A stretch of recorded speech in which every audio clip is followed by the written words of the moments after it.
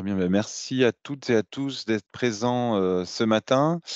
Donc, nous souhaitions voilà, faire ce webinaire de présentation du dispositif d'accord de mesure d'urgence donc signé récemment dans la branche tuiles et briques. Donc,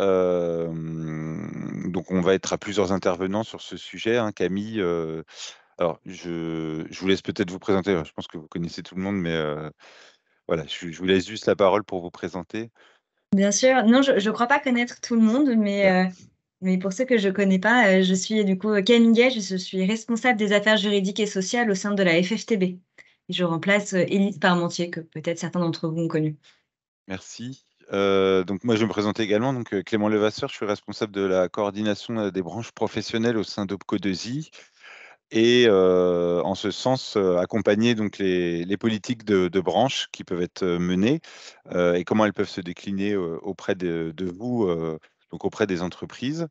Et donc là, un exemple très concret, hein, sur un accord qui a été signé au niveau de la branche et de voir effectivement comment est-ce que OPCO2I peut intervenir pour déployer ce dispositif en termes de financement, mais également en termes de communication auprès des entreprises de la branche sur l'existence de ce dispositif. Et Anne, Et donc, Anne Zermati, je travaille avec Clément et j'interviens en appui aux branches professionnelles dans leurs différents projets et donc en appui notamment à la branche des tuiles et briques dans le cadre des mesures d'urgence. quelques petits points, hein, mais vous avez l'habitude maintenant. Alors juste, on voulait le préciser, hein, donc la réunion est enregistrée. Donc si vous ne souhaitez pas forcément apparaître, entre guillemets, on a laissé l'option ouverture des caméras parce que c'est même pour nous aussi plus agréable d'avoir des interactions avec vous par la suite. On va dérouler la présentation, donc vous pouvez soit effectivement poser vos questions directement par écrit dans le fil de conversation. On n'est pas non plus beaucoup, donc on peut aussi se laisser l'option. N'hésitez pas à à nous interrompre, hein, pour poser des questions directement. Voilà, et puis s'il y a des personnes qui ont des petits problèmes de réseau et qui ne captent pas bien, voilà, n'hésitez pas à couper vos caméras. Généralement, ça peut bien régler le problème. Alors, on va rentrer dans le vif du sujet et je vais vous laisser la parole, Camille. Oui, merci. Du coup, je prends la parole juste pour vous présenter l'accord mesure d'urgence qui a été signé au sein de la branche. Donc, l'accord, il est à durée déterminée, il est pour 2 ans. Il va commencer le 1er septembre 2023 et se terminer en fin août 2025. On a souhaité, donc, du coup, avec la CPPNI, mettre une date au 1er septembre 2023 pour laisser le temps justement aux entreprises de s'organiser pour démarrer vraiment l'accord au 1er septembre 2023. Sur le périmètre de l'accord, il est classique au périmètre des accords qui sont signés dans l'étude des briques, c'est-à-dire qu'il s'applique à toutes les entreprises de la branche à partir du moment où vous êtes sous la convention collective. Pour vous expliquer un petit peu l'historique de l'accord, hein, cet accord, il vient d'un besoin qui a été remonté par les entreprises de formation, notamment dans des contextes économiques un peu en tension. Pour faire ressortir ça et réfléchir vraiment aux besoins de la branche sur ces sujets, on a fait un diagnostic préalable en accord avec et en appui avec le soutien de l'OPCO, notamment où on a pu diagnostiquer un certain nombre d'éléments en termes de besoins de formation dans toutes les entreprises et aussi des éléments conjoncturels et économiques que connaît actuellement le secteur, hein, du bâtiment, des constructions. Et bon, peut-être que vous n'êtes pas sans savoir que c'est un secteur qui, en moment, connaît quelques difficultés et qui va connaître de grandes difficultés avec un ralentissement très important des ventes, notamment dans l'achat. Et on n'est pas sûr de voir des constructions neuves autant que les autres années précédentes. Et du coup, ça va avoir un impact, hein, sur les entreprises, sur l'activité de toutes les entreprises. Et on s'est dit que c'était le moment pour faire des formations et des formations dont la branche a besoin, puisque on a aussi pu avoir ces remontées et on s'est rendu compte que sur une branche d'à peu près 4 500 salariés, il y avait un besoin de former rapidement environ 1 000 salariés. Pour cette première slide, Anne, est-ce qu'on peut Normalement, il est passé. En tout cas, chez moi, la Ah oui, slide voilà. est passée. Donc oui, voilà, ça y est, c'est passé, merci. Du coup, sur l'accord en lui-même, l'accord, donc il reprend les objectifs qu'on souhaite poursuivre, hein, c'est-à-dire de former des salariés pour maintenir l'emploi et aider à passer ces moments un petit peu difficiles qui sont bon, conjoncturels. Pour ça, on a identifié 3 priorités de formation, 3 axes de formation, avec un premier axe, c'est les CQP de la branche, que vous connaissez peut-être ou peut-être pas, mais du coup, j'en profite pour dire qu'il en existe 4, hein: préparateur de terre, pardon, conducteur d'installation automatisée, technicien de maintenance et chef d'équipe. On voulait vraiment mettre l'accent sur les CQP puisque c'est les métiers, c'est les cœurs de métier des entreprises, de la branche. Ensuite, en axe 2, on a des actions qui reposent plus sur la transmission de savoir-faire, alors que ce soit par le tutorat, par, des actions de formation, type AFEST ou du TSE, hein, transfert d'expérience. Mais aussi on a rajouté dedans les actions qui sont liées au processus de production, puisque pour nous c'est de la c'était pareil, hein, c'est-à-dire, séchage, cuisson, engobage, émaillage céramique et cetera. L'accord, il donne pas une liste limitative, des formations et d'ailleurs il vous sera, j'en profite, hein, envoyé, d'ici quelques jours, puisqu'on attendait, il a été signé, le 14 avril, il a été conclu et signé en dernier lieu le 4 mai. Les notifications, des accords ont eu lieu très rapidement après. Donc du coup, le délai, pour faire opposition des syndicats est passé et donc aujourd'hui, il va pouvoir vous être transmis et rendu public, dans lequel vous verrez qu'il y a des listes non limitatives, des formations et enfin, en axe 3, on a souhaité, inscrire les formations, qui concernent l'accompagnement, notamment sur la maintenance, l'automatisation, le management, et idem, il y a, également une liste dans l'accord qui n'est pas limitative et que je vous laisserai consulter quand vous l'aurez reçue. Alors s'il y a pas de questions, on peut passer au point suivant. Alors les questions pourront venir, après à l'issue, hein. Donc sur l'accord en tant que tel, voilà, on a une signature au niveau de la branche. Après effectivement, voir comment ça se traduit, de manière un peu plus opérationnelle, au sein d'Opco2i. Donc il faut savoir qu'au sein d'Opco2i, nous avons, des budgets, généraux pour accompagner en fait, des accords de branche de mesures d'urgence. Donc, cet accord a été présenté dans nos instances et entre guillemets, on a des fonds qui ont été affectés à la prise en charge uniquement donc du périmètre de l'accord. On a deux entrées déjà, puisqu'après, au niveau de l'accord, on va dire la branche définit des règles de gestion. Comment est-ce qu'on peut déployer réellement le dispositif? Donc, on a une CPNE, hein, qui s'est tenue le 24 mai et donc qui a décidé, de répartir cette enveloppe budgétaire globale, qui a été allouée par Opco2i, en fonction en fait de l'effectif de chaque entreprise, pour la tranche des entreprises qui se situe dans la tranche des entreprises de plus de 50 salariés. Donc on a déjà un premier point, c'est aussi pour s'assurer, quelque part et par expérience, hein, nous on gère, actuellement, plus d'une quinzaine, hein, d'accords de mesures d'urgence différents. On sait que voilà, surtout cette année, on a des besoins importants, les budgets peuvent partir assez vite.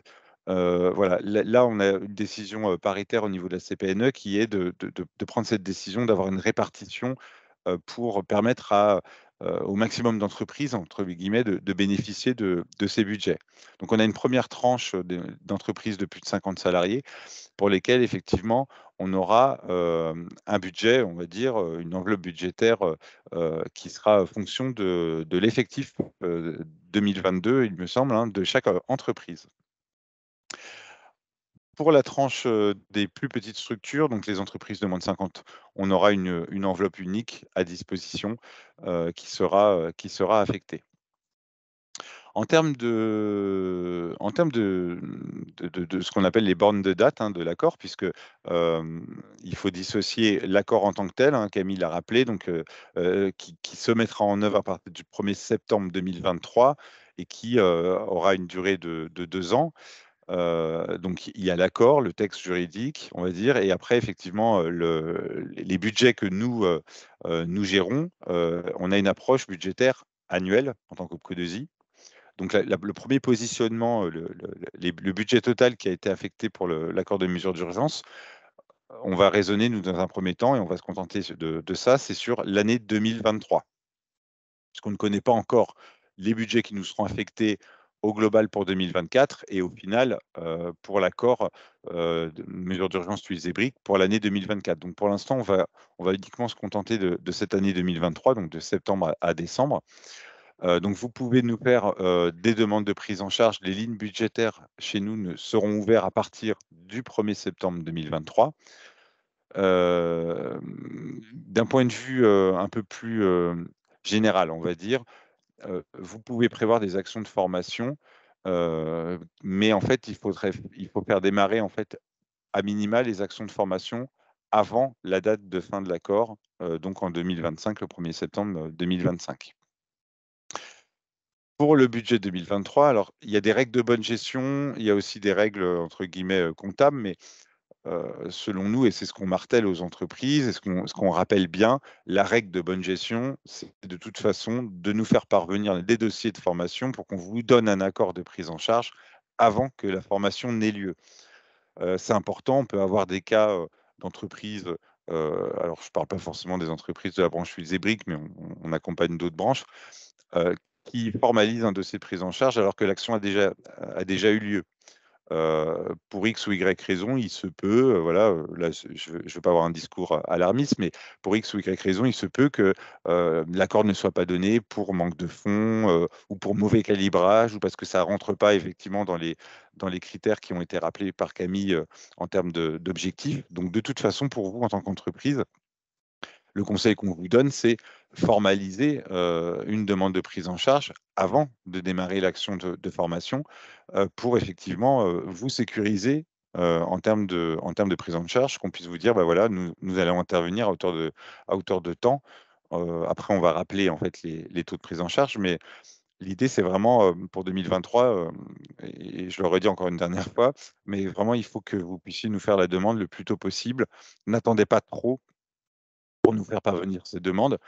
Et de toute façon, en termes de gestion, il faut qu'on puisse avoir la demande de prise en charge avant le 31 décembre 2023.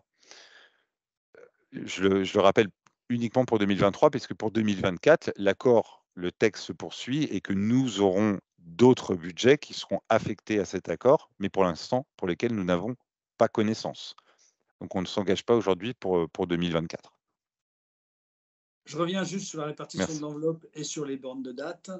Pour tous les participants, hein, donc vous avez une enveloppe qui a été définie.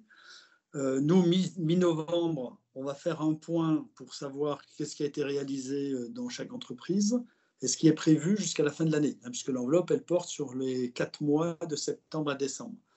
Et là, s'il y a des groupes qui nous disent, bah, nous, notre enveloppe, on va pas consommer totalement, ce qui peut arriver, hein. Donc, dans le prévisionnel entre le 15 novembre et le 31 décembre, il faut qu'on le sache. Donc, il y aura une réunion mi-novembre là-dessus. Et ensuite, on refera ce reliquat de fonds sera redistribué aux entreprises de la même manière, quoi, hein. S'il reste 100 000 euros, par exemple, sous les 600 000, et bien ceux qui ont 30%, on va leur redonner 30 000, etc., etc. Mais il ne faudra pas nous dire mi-novembre, ah ben on va tout consommer, et qu'à la fin de l'année, on s'aperçoive que les formations n'ont pas été faites, ou n'ont pas été programmées, ni engagées, et qu'il y a un reliquat d'argent qui sera perdu. C'est-à-dire qu'il y aura un point qui sera fait mi-novembre pour chaque entreprise entre ce qui a été consommé et le prévisionnel. Et là, le prévisionnel, il faut quand même qu'il soit proche du réel, très, très proche du réel. Il n'est pas question de perdre des fonds si une entreprise ne fera pas la totalité de son enveloppe. Voilà, c'est tout. Merci Jean-Louis pour ces précisions. Au niveau donc rentrons dans le détail un peu plus précis, hein, donc de ce que l'on peut prendre en charge et comment est-ce que c'est calibré d'un point de vue budgétaire. Donc, Camille vous a présenté, on a 3 axes hein, qui sont inscrits dans l'accord. Et donc, en fait, pour ces 3 axes différents, voilà, on vous a repris effectivement la possibilité d'intervention. Donc, pour l'axe 1, l'axe 2 ou l'axe 3, pour le coup, le dimensionnement est le même, c'est-à-dire qu'on intervient sur la prise en charge des coûts pédagogiques sans plafond horaire. On prend en charge 100% des coûts pédagogiques qui vont être engendrés par l'organisation des formations. Donc, le coût pédagogique correspond effectivement, si vous faites appel à un organisme de formation, bah voilà, autant passer par l'organisme de formation sur la formation de vos salariés, de vos stagiaires, hein. C'est vraiment la dimension coût pédagogique. Une approche qui est intéressante aussi à voir, effectivement, c'est la rémunération. Donc, quand on dit rémunération, que ce soit sur l'axe 1, on prend 100% des rémunérations, c'est-à-dire le temps passé par le stagiaire, par le salarié en formation, sa rémunération. On peut effectivement aussi intervenir sur cette prise en charge par rapport vraiment au temps passé. Donc, on a des personnes, par exemple, si je donne un exemple, qui part 2 jours en formation, 2 jours de la rémunération de cette personne-là peuvent être prises en charge au titre des accords de mesures d'urgence et des budgets. Sur l'axe 1, la rémunération n'a pas de plafond. Sur l'axe 2 et l'axe 3, comme vous le voyez, on a quand même un plafond qui correspond donc au salaire brut horaire chargé du stagiaire, donc de la personne en formation, plafonné à 30 € de l'heure. Vous avez sur la partie axe 1 une possibilité de prendre en charge également des frais annexes, hein, donc tous les frais annexes qui vont s'accompagner de l'organisation de ces formations. Est-ce qu'il y a des transports? Est-ce qu'il y a des repas? Est-ce qu'il y a de l'hébergement? Donc effectivement, on peut aussi intervenir sur la prise en charge de ces frais annexes, mais uniquement pour l'axe 1. On voit bien que l'axe 1, effectivement, les CQP, c'est une priorité aussi politique au niveau de la branche professionnelle. C'est l'axe sur lequel les moyens de financement sont les plus avantageux quelque part. Sur l'axe 2, il y a un point aussi quand même sur lequel il faut mettre l'accent, c'est la possibilité d'aller sur des modalités pédagogiques de type, alors on va dire en grand raccourci, formation interne, donc la formation en situation de travail, par exemple, quand vous avez effectivement des personnes de vos entreprises qui vont être amenées à former d'autres salariés de l'entreprise, comment est-ce qu'on participe au financement en fait de cette action? Ben, on prend en charge la rémunération du formateur interne. Donc là, c'est possible sur l'axe 2 d'aller sur cette prise en charge. Voilà, en détail, en fait, la façon dont on peut intervenir, au niveau des dossiers et je crois qu'il y a des questions. Effectivement, il y a une question de Myriam Cribier pour si une demande de prise en charge a été réalisée et engagée en 2023, est-ce que l'action peut avoir lieu en 2024? Alors, dans l'idéal, en fait, sur ce genre de choses, on peut avoir, hein, des actions qui sont, on le sait, hein, réalisées, «à cheval» entre guillemets sur 2023-2024. Il ne faut pas que nous, nos contraintes budgétaires, même si on en a malgré tout, bah, ça vienne perturber ce genre d'action. Donc, dans l'idéal, en fait, quand on dit la demande de prise en charge doit nous être transmise avant la fin d'année 2023, l'action peut se dérouler sur 2024 également, mais pas dans un délai trop éloigné. On va dire, si vous avez l'action qui démarre entre guillemets au 10 janvier, voilà, on est sur des délais acceptables, même si l'accord est donné sur 2023. Et vous pouvez avoir des actions qui s'organisent, entre guillemets, qui démarrent en 2023, qui s'achèvent en 2024. Voilà, j'espère avoir répondu à la question. N'hésitez pas. Alors, dans le cadre de la définition, dans ce projet d'accord mesure d'urgence, comme le rappelait Camille, il y a eu un diagnostic qui a été réalisé et qui a permis de lister un certain nombre de besoins des entreprises correspondant effectivement à ces axes, hein, qui ont déjà été pas mal rappelés, donc avec les CQP de branche en axe prioritaire 1, tout ce qui est AFEST, tutorat et transfert des savoir-faire, mais également l'axe 3, donc pour la maintenance, la robotisation et le management. Vous avez été, enfin pour certains d'entre vous, des entreprises avaient été sollicitées pour faire remonter leurs besoins et donc des besoins en maintenance, robotisation, automatisation, pneumatique, hydraulique ou management ou encore gestion de projet étaient ressortis. Donc, c'est des formations pour lesquelles vous pourrez solliciter du budget mesure d'urgence. J'ai cru voir une main levée, peut-être baissée à un moment donné. Je vois pas, je vois qu'il y a une main levée, je vois pas qui c'est. Si vous souhaitez poser une question. Oui, bonjour, je suis Adia Barry de la société Terreal. Je reviens par rapport à ce que disait monsieur Levasseur sur le délai lorsqu'on engageait une demande de prise en charge et que l'action de l'information se faisait uniquement quelques mois plus tard en 2024, selon vous, jusqu'à quand, enfin, jusqu'à quel délai peut-on, selon vous, mener l'action? Alors, disons on va être sur ce point-là, sur plutôt des règles de bonne pratique. C'est-à-dire que, quand on vous dit ça, c'est pour éviter, parce qu'on sait que des actions qui sont prévues sur des temps beaucoup plus longs, on multiplie le risque, entre guillemets, que l'action ne se tienne pas. Or, les fonds qui sont engagés, il faut savoir qu'ils sont réservés. Donc, à un moment donné, si on a beaucoup d'entreprises qui font ce travail, de faire des demandes de prise en charge en 2023 pour des actions qui se déroulaient potentiellement, on va dire, j'en sais rien, avril, mai, 2024, on multiplie le risque, en fait, que ces fonds ne soient pas utilisés.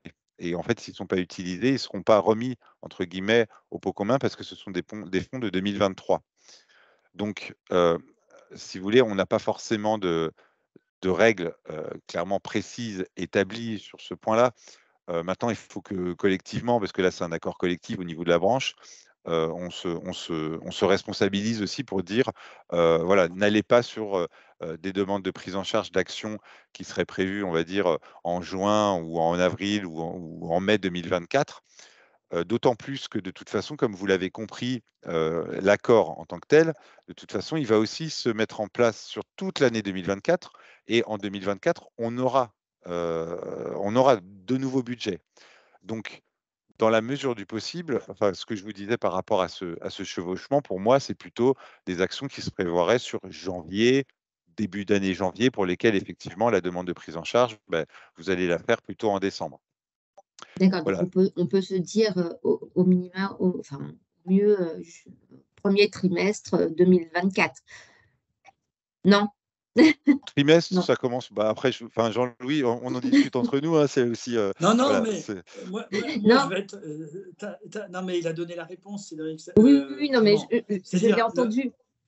Excusez-moi, je l'ai entendu la réponse, sauf que quand je repense au scénario qu'on a eu pour Relance Industrie, voilà, je voudrais avoir au moins on va dire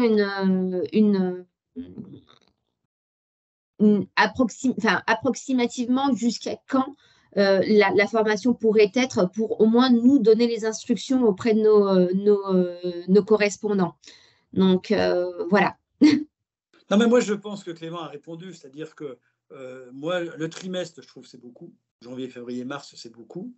On engage une formation en décembre, on la réalise sur janvier, voire mi-février, puisque de toute façon, il y a d'autres fonds qui arrivent.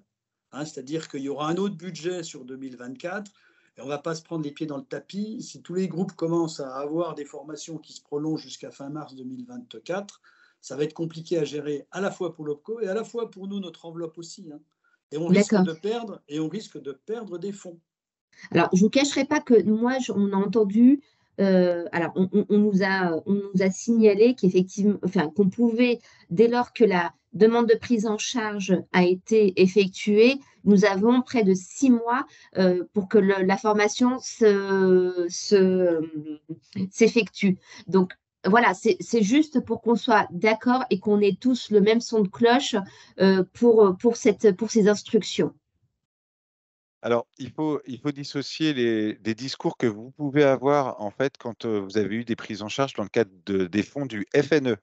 Non, là, alors je reviens Voilà, pour la parce que mesure d'urgence. Hein, d'accord. Donc, il y a eu un vécu, une organisation qui a été du vécu pour le FNE, mais là, en l'occurrence, je parle de la mesure d'urgence. Sur la mesure d'urgence, d'un point de vue gestion, hein, si je me borne, moi, entre guillemets, que sur une approche gestion, un accord de prise en charge n'est pas forcément circonscrit dans le temps. Donc on pourrait, si vous voulez, et c'est là, je pense qu'il faut dissocier l'accord de gestion et puis après la règle de bonne pratique collective. En fait, si vous voulez, on peut donner un accord au 1er janvier pour une formation qui se déroulerait en novembre, hein. Il n'y a pas de délai, de vous dire, en fait: «Réalisons les formations dans les 6 mois». Ça, c'est clair. Alors c'est pour ça que je faisais le parallèle aussi avec les fonds FNE parce que là, les règles de gestion peuvent être un peu différentes parce que ce sont Oui, d'autres oui, types non, de mais fonds, hein. On est d'accord? oui, oui, non, non, je suis d'accord. Mmh, Je l'ai compris, mais oui. au fait, comme ça a été un peu difficile en termes de gestion, parce il y a eu un premier discours, puis un deuxième, puis après, on avait engagé des formations qui ne pouvaient plus être prises en charge enfin, on ne pouvait plus obtenir de subventions parce qu'il n'y avait plus de fonds. Mmh. Donc là, voilà, c'est pour que les choses soient cadrées d'emblée et qu'au moins, on donne les bonnes instructions à nos équipes. Et je vais vous donner un autre exemple aussi, qui n'est pas du tout, ciblé vers quelque entreprise ou quelques branches, ou accords tuiles et briques. Mais on a pu avoir dans le passé des «pratiques» entre guillemets sur certaines entreprises, qui avaient des accords, enfin qui étaient couvertes par des accords de mesures d'urgence qui, entre guillemets, en début d'année, nous font des demandes de prise en charge pour des actions qui se déroulent, en novembre, quelque part pour se dire: «Comme ça, je sécurise mon budget». Mhm. Mhm. Voilà, après on s'en parle, assez directement. Enfin, typiquement, ce genre de démarche, en fait, c'est très problématique. Parce qu'en D'accord. fait, l'action qui arrive en novembre, qui ne se tient pas, je vous dis enfin on est sur 6 ou 7 mois, on a quand même du mal à voir, très précisément l'activité, les salariés, est-ce qu'ils seront là, encore pas là? Est-ce que le besoin de formation sera toujours présent? Et finalement, en fait, les fonds sont bloqués. Donc nous, quand on a donné un accord de prise en charge, ce qu'il faut savoir, c'est que le fonds est bloqué pour la demande de prise en charge. Et donc effectivement, en plus, on est sur un accord de mesure d'urgence, donc il y a ce caractère aussi, d'urgence. Voilà, enfin, je Mhm. paraphrase l'accord, mais et donc en fait, il faut à tout prix éviter d'avoir ce type de comportement.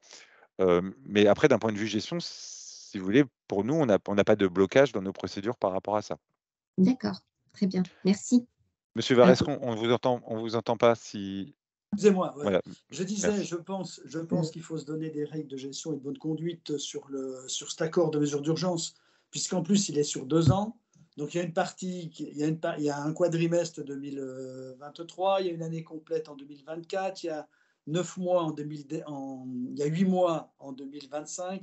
Alors, si on commence à faire des engagements avec des formations qui se réalisent 6-8 mois après sur un exercice et faire les formations qui se réalisent sur un autre exercice avec 6 ou 8 mois de délai, je pense qu'après, dans la gestion de nos fonds et de notre redistribution qu'on pourrait faire en fin d'année, ou comme en fin d'année ou en milieu d'année, hein, parce que là aussi, on verra 2024 comment ça va se gérer, mais je pense que ça va être compliqué. Donc on a intérêt quand même à se donner, pour répondre à la question, à se donner tous des règles de gestion en se disant, allez, on engage les formations engagées sur cet exercice, en tout cas pour 2000. Moi, je discute que pour 2023, puisque là, on est quand même sur 4 mois.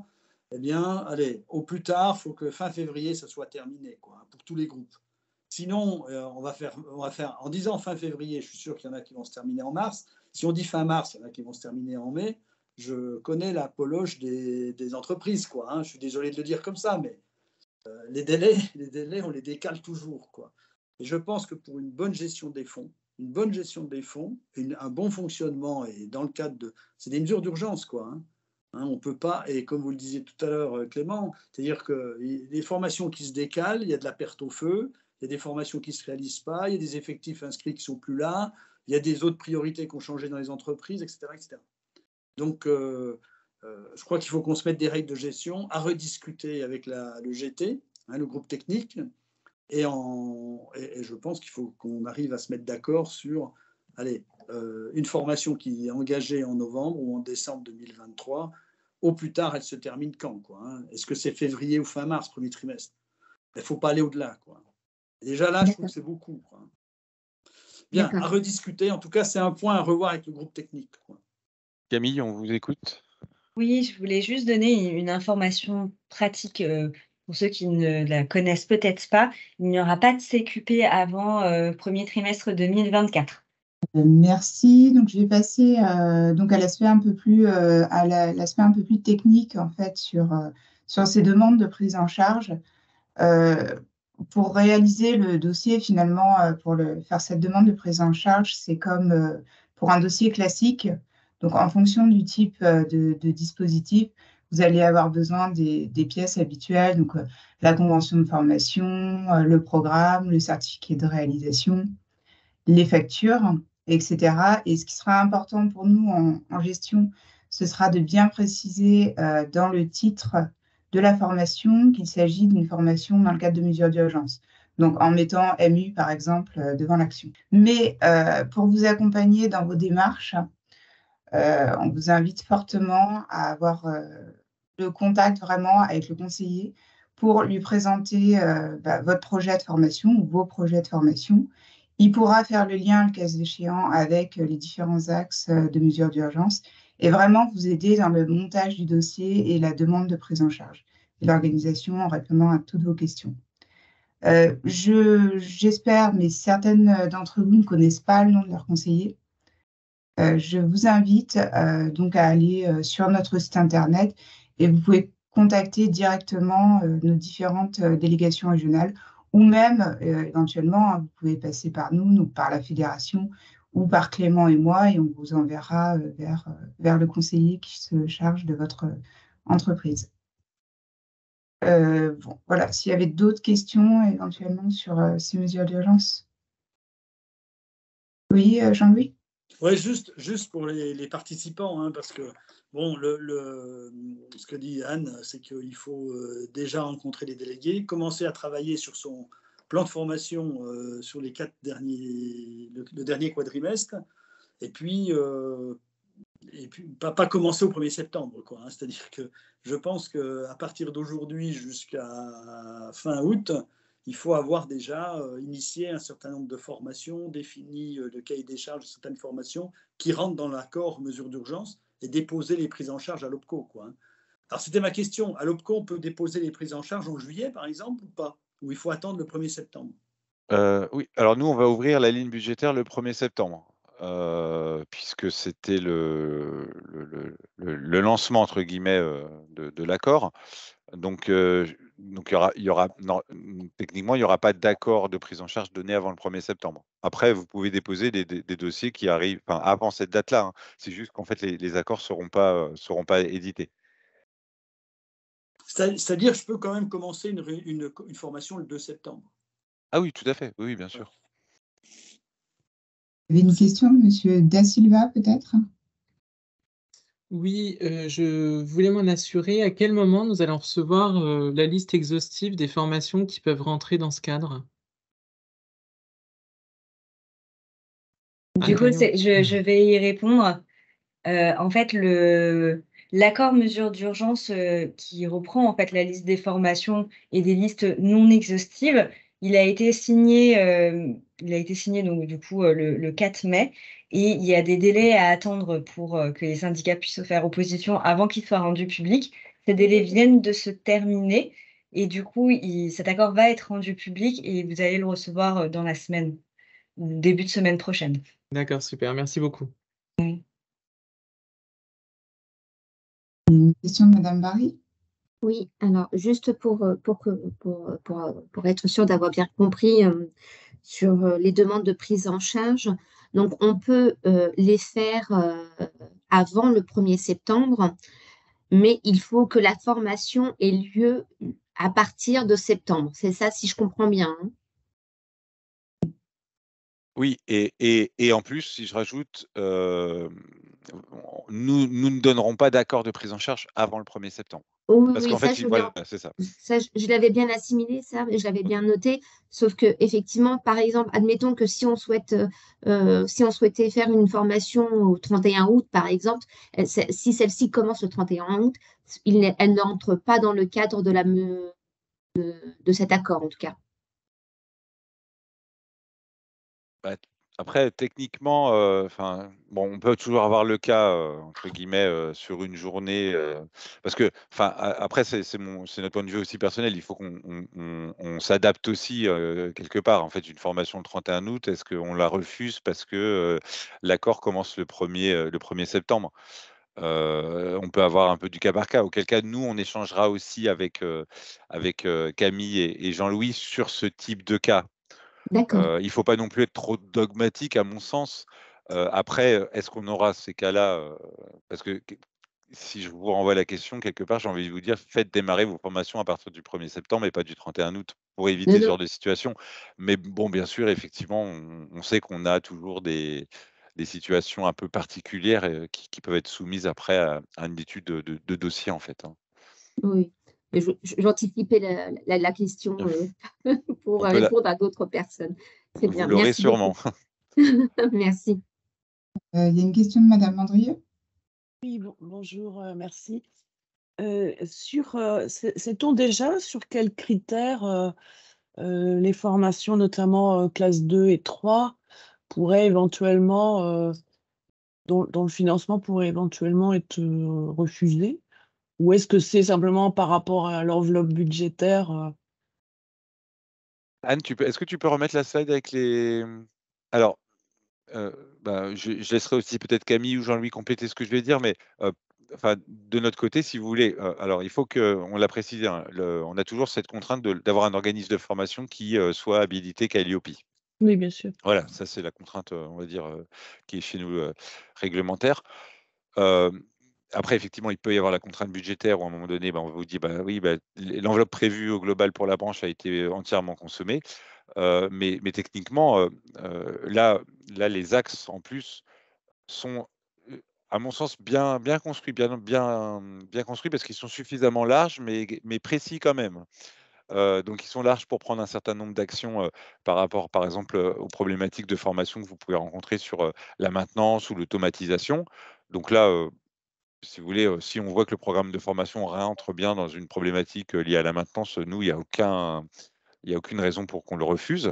Il est suffisamment large. Après, des refus pourraient arriver si, par exemple, on se rend compte qu'on a une demande de prise en charge qui est complètement hors sujet par rapport, à l'axe 3 ou l'axe 2. Bon, l'axe 1, c'est simple, hein, les CQP, ils sont ciblés, donc de toute façon, voilà, là, c'est beaucoup plus simple.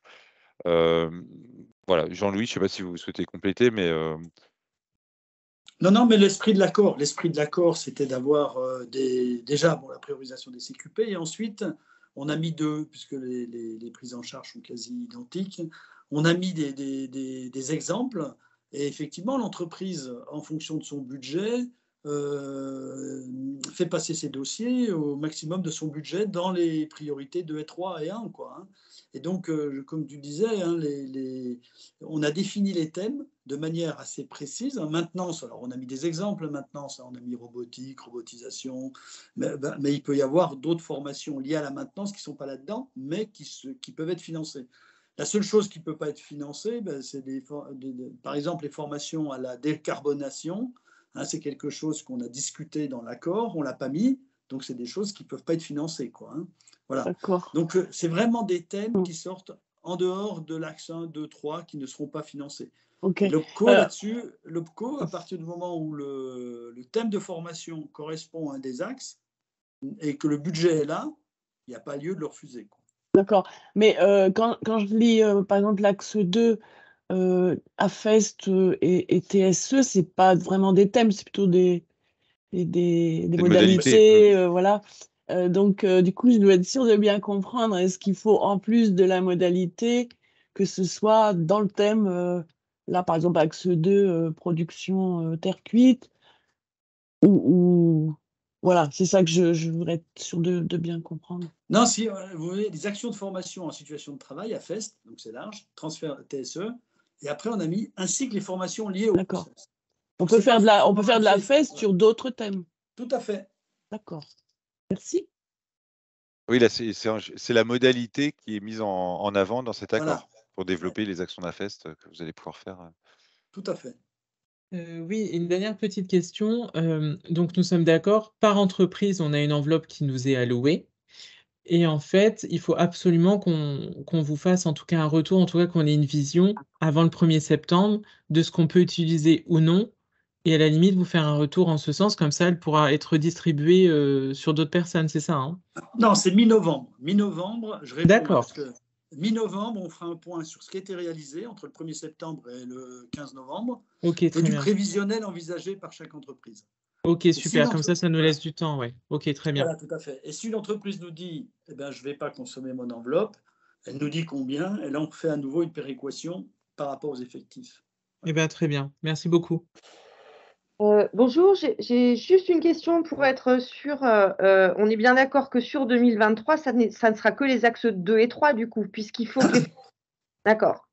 Donc le plan, enfin la prévision qu'on va faire sur l'utilisation de notre enveloppe, elle va être uniquement sur les axes 2 et 3 pour cette année. Ouais. OK. Je fais peut-être une petite parenthèse parce que Jean-Louis a évoqué la décarbonation tout à l'heure. Alors là, on est sur les cadres des fonds mesures d'urgence, pardon, je vais y arriver. Branche Tuiles et Briques. Alors sachez que Opco2i a enfin, alors on a mis du temps, hein, on est mi-juin, mais c'est une négociation un peu compliquée aussi avec nos partenaires, obtenu des réponses sur l'affectation et l'allocation des fonds FNE pour l'exercice 2023. Donc on est vraiment là dans l'actualité, mais enfin c'était pas prévu, mais je me dis tiens, je vous en parle quand même un petit peu, mais j'ai aucune présentation dessus parce qu'on est vraiment en train de les réaliser et de voir comment on va le déployer auprès de toutes les entreprises. Donc dans toutes les régions au Codesi, il va y avoir des webinaires, des supports d'information sur le FNE 2023. Donc on a obtenu des fonds à hauteur de 75 millions d'euros hein, sur le périmètre d'Opco2i, hein, on est sur les 32 branches. Et effectivement, on a 2 axes d'entrée sur des projets de formation qui sont liés à la transition écologique et à la transition numérique. Donc, le travail aussi des conseillers, ça va être de faire de l'ingénierie de financement en disant, vous pourrez en tant qu'entreprise nous faites parvenir des besoins de formation à un moment donné. Soit ça va rentrer dans le cadre des mesures d'urgence, soit ça potentiellement pourra rentrer dans le cadre des fonds FNE, qui sont sur le périmètre de 2023. J'ai plus exactement les taux en tête, mais vous aurez effectivement tous ces éléments. Mais le FNE tel que vous l'avez connu dans le cadre de la convention Relance Industrie, où des fois on allait sur des prises en charge à 100% hein, des projets de formation. Là, on revient sur un ancien cadre du FNE. Il y avait un cadre dérogatoire qui avait été donné par le ministère suite à la situation liée au Covid.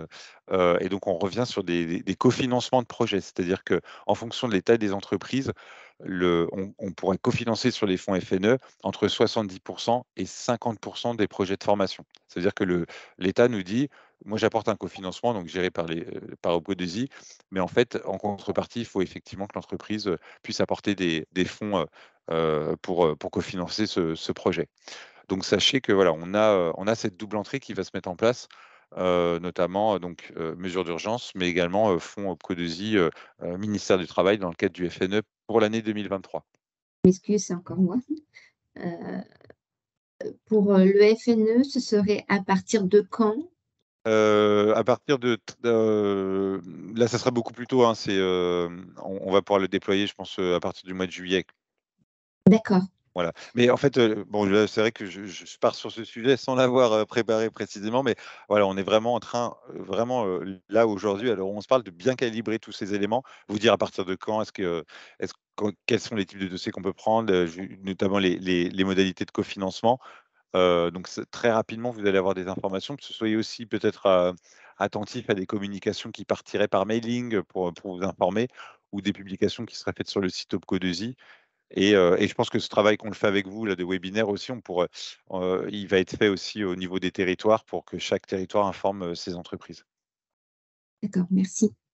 Ah, c'est une bonne info parce que c'est une bonne information parce que c'est complémentaire à notre accord mesures d'urgence, puisque transition écologique, on n'en parle pas, nous, et numérique, on n'en a pas parlé non plus, quoi. Et ça fait partie, ça a été des discussions de la CPPNE et de la CPNFP. Donc on ne les a pas mis dans les priorités, mais là, c'est un bon complément à notre accord mesures d'urgence sur ces deux domaines-là où on n'a pas de. Ça ne rentre pas dans les axes de notre accord mesures d'urgence. Tout à fait. Madame Barry. Oui.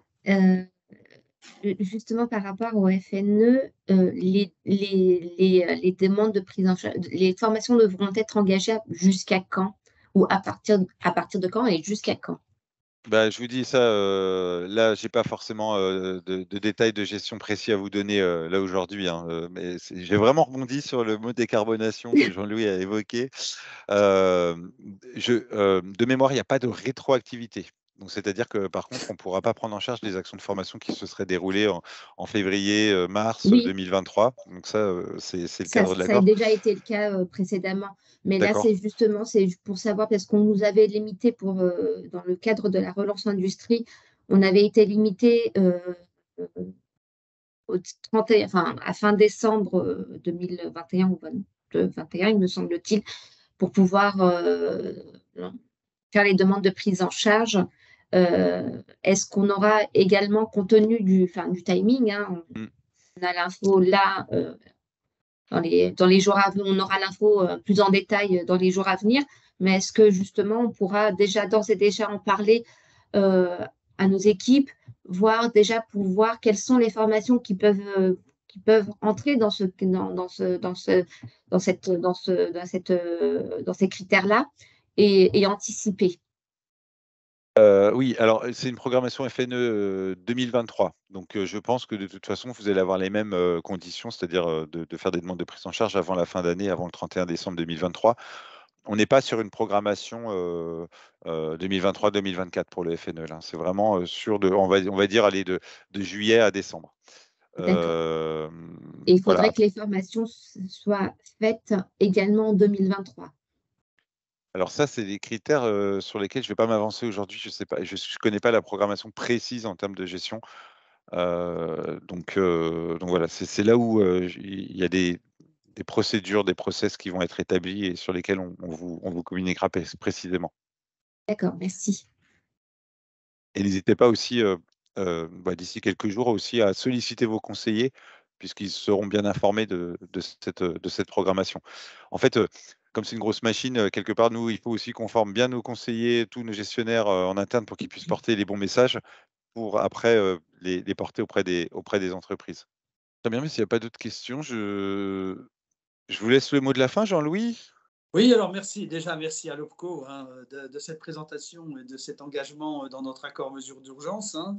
Maintenant, globalement, c'est une chance pour la profession d'avoir cet accord. Il y a un quadrimestre avec 600 000 €. On a d'autres budgets, on va faire d'autres demandes de budget, hein, puisqu'on a un accord de 2 ans. On en a déjà discuté avec l'OPCO et avec la commission mesure d'urgence.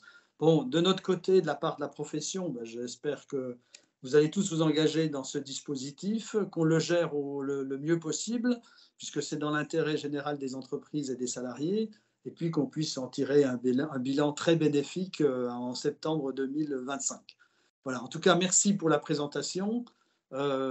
J'espère que vous avez posé toutes vos questions, vous avez bien compris les modalités pratiques, hein, et pour qu'au début septembre, on soit dans les starting blocks pour démarrer ce quadrimestre et faire les actions qui sont prévues dans notre accord.